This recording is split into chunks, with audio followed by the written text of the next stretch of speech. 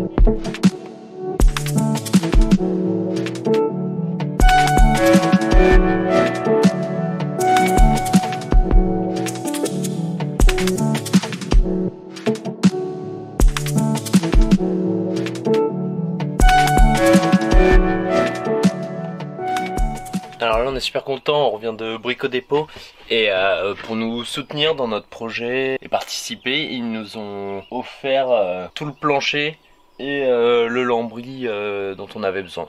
Donc c'est le Brico Dépôt de Morlaix, ils sont super sympas. Puis on chope tout là-bas et du coup ils nous ont offert ça. Trop génial. Merci encore, hein. Ça nous aide tellement. Bon alors là je suis en train de préparer la VMC entre guillemets, enfin l'aération qu'il va y avoir près de la douche, donc dans la salle de bain. J'ai chopé sur internet un champignon hyper plat, extra plat qui s'appelle, donc il se met comme ça, hop, sur le camion, donc il y a très peu de matière qui dépasse, donc ça c'est cool, c'est pour ça que je l'ai pris. Et il y a plein de matos avec, ça, une grille qui viennent s'emboîter et tout. Mais bon c'est tout moche, après t'as ça à l'intérieur, c'est pas du tout ce qu'on voulait. Et j'ai chopé un petit ventilo à Brico Dépôt. Et avec tout un socle. Normalement c'est fait pour se mettre dans les conduites VMC quoi, et comme ça ventile. Et là je vais le coller à ça, donc ça sera suspendu. Et il est un peu plus profond que l'épaisseur de notre isolation. Du coup il y aura un petit coffret en bois au plafond avec une belle grille en dessous. Et voilà, ça se verra, mais bon ce sera joli quand même. Donc là je suis en train de faire ça, je vais faire le trou. J'ai raccourci un peu quand même le tuyau de base où il y avait le ventilo parce que c'était quand même un peu long. Et voilà, après je fais le trou dans le plafond et j'installe ça. Alors on a reçu le MPPT.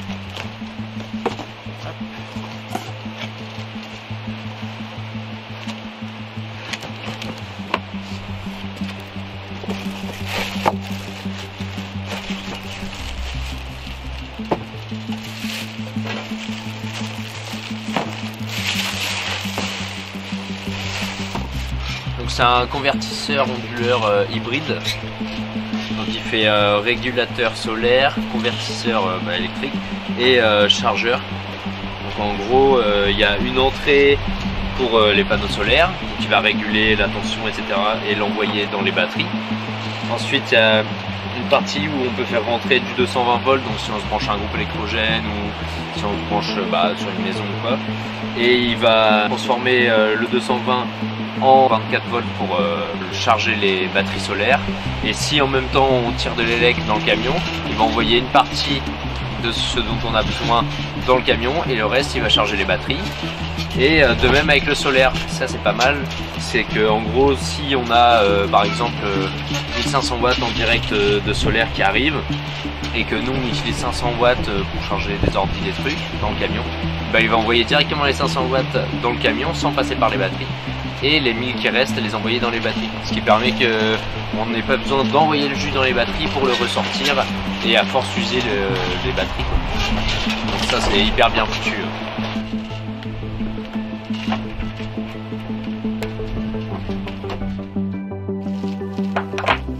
Salut, on a reçu un petit paquet qui vient de chez Matériaux Naturels.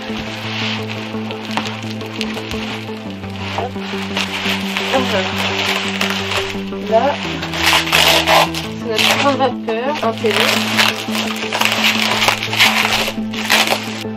Et à côté, ça c'est notre isolant qu'on va mettre entre le plancher et l'OSB pour éviter les grincements.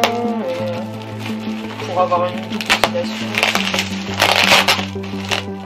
Bon là on va mettre la biofibre au plafond, ça se scratche un peu mais bon ça fait un peu des petits ventres quoi, donc on va mettre de la ficelle que je vais agrafer pour la tenir au plafond.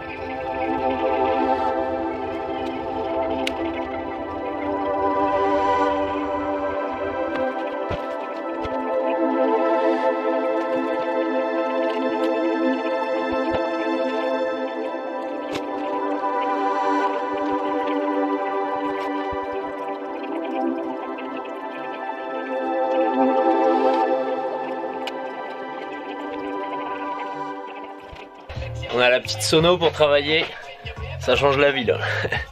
Et avec un peu de soleil, on est bien. Donc là on a posé une première partie de biofibre au plafond et on va mettre l'intello par dessus. Donc on a mis des petites cordelettes comme vous pouvez voir, mais ça tient pas des masses hein.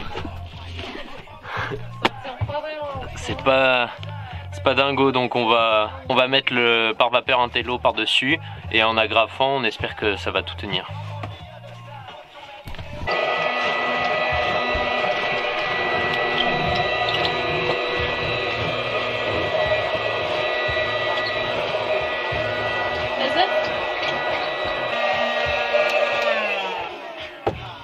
Notre super aspirateur de chantier.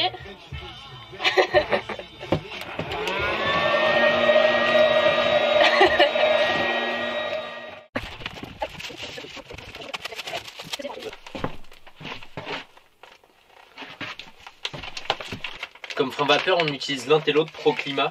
Donc on aurait pu mettre de l'OSB, mais bon, on a choisi de mettre un frein vapeur.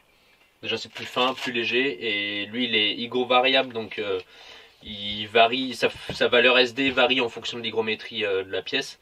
Donc c'est quand même beaucoup plus avancé et plus performant que juste de l'OSB ou juste un frein vapeur à valeur SD fixe, quoi. Donc c'est Matériaux Naturels qui nous l'a envoyé.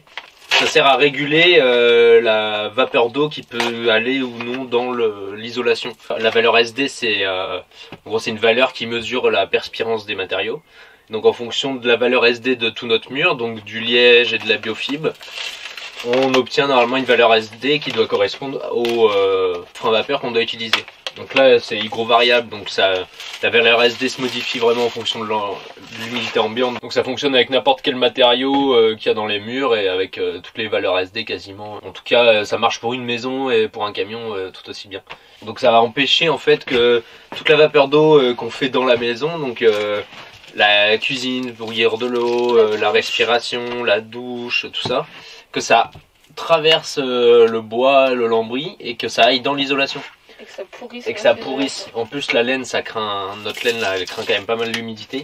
Donc c'est indispensable pour ce qu'on veut faire, quoi. Pour le fixer, on l'agrafe au mur et à tous les tasseaux. Donc on va partir d'en bas de ce côté, on va monter et faire, hop, donc faire un pont comme ça. Et on va passer à chaque fois. Et chaque lait de frein vapeur doit se superposer de 15 cm. De 10 cm. En gros là c'est la surface qui est lisse. Et là c'est plus poreux, rugueux. Ouais, là c'est plus plastifié.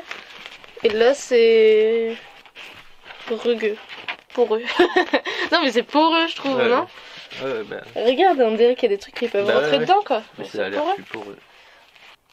Le côté poreux va du côté de la biofibre.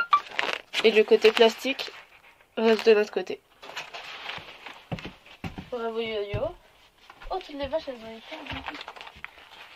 Vu que le rouleau pèse 7 kg à peu près, je crois, on va couper ce dont on a besoin pour pas avoir à supporter le rouleau en l'air. Voilà. Du coup, il nous faut 7,15 m de long.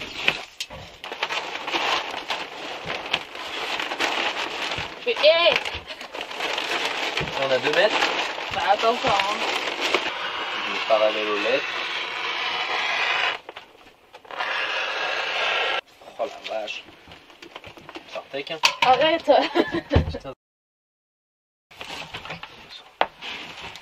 Donc on l'a pris avec matériaux naturels, donc c'est une boîte qui fait tout ce qui est lié à l'isolation naturelle.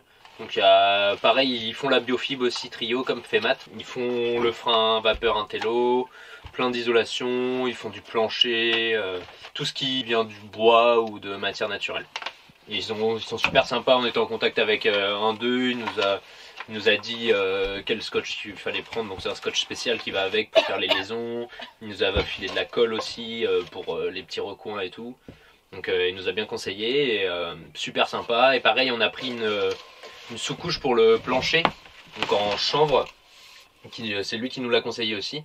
Et on va mettre ça en fait entre l'OSB et le plancher, et entre les lambourdes et le plancher qui est surélevé, pour éviter le frottement, les grincements et l'usure un peu prématurée du... Oui, et puis ça isole aussi un peu plus, toujours plus d'isolation, ouais. C'est pas...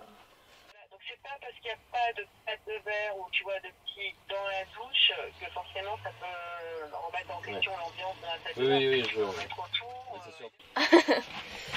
Donc pour poser le frein vapeur, en fait, faut une agrafeuse murale et tel que ça. Merci assistante. Et ensuite on pose le premier lait. Donc nous on a posé comme ça, de haut en bas dans la largeur.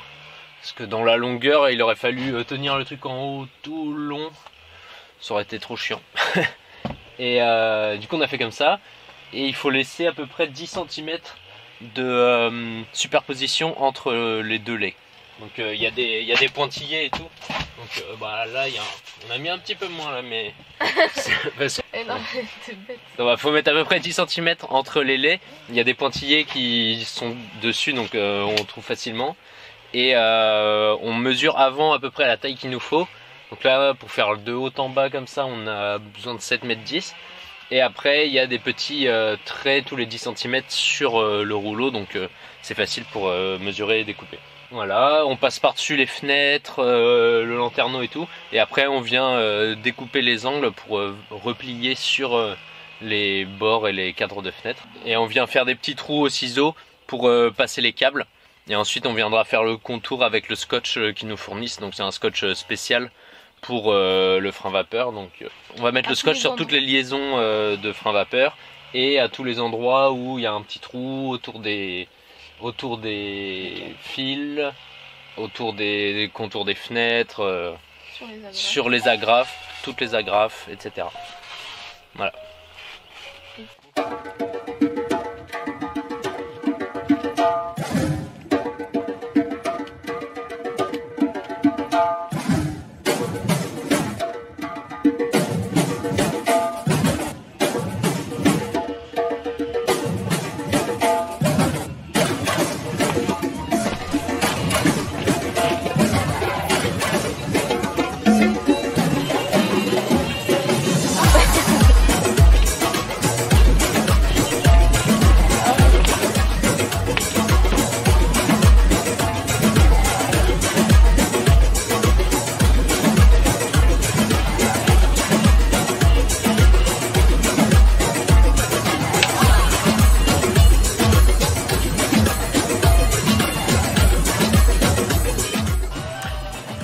Je viens de me foutre une agrafe dans le doigt avec l'agrafeuse murale. J'étais en train de mettre une ficelle et plein dans le doigt. Je vais enlever direct, ça saigne bien. Ça chatouille, hein, ça fait un bon choc quand même.